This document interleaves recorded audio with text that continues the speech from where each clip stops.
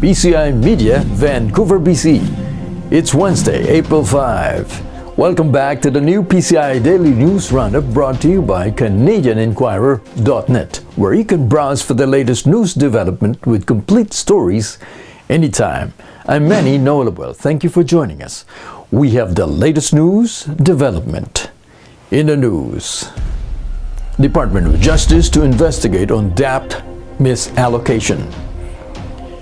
The Department of Justice will conduct its own investigation over corruption allegations on the Disbursement Acceleration Program, or known as DAP.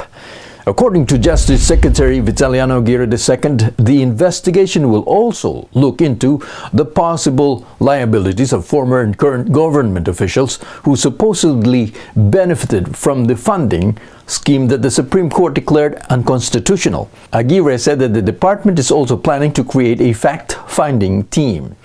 It was earlier this week that President Duterte accused former President Benigno Aquino III, former Budget Secretary Florencio Abad, and Senator Antonio Trillanes IV for benefiting in a scheme which Trillanes had already denied.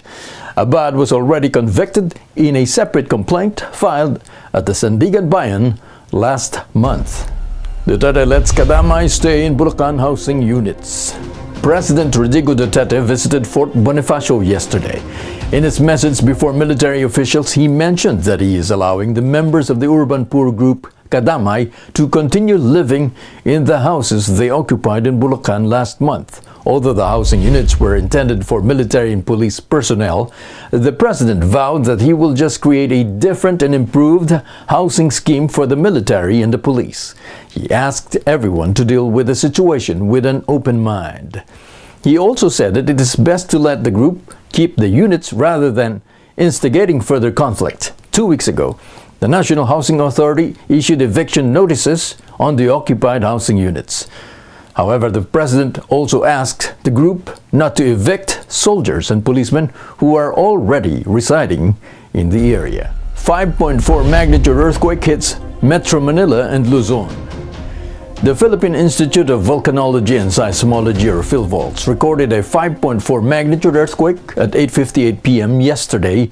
Its epicenter was recorded to be some 7 kilometers northwest of Tingloy, Batangas.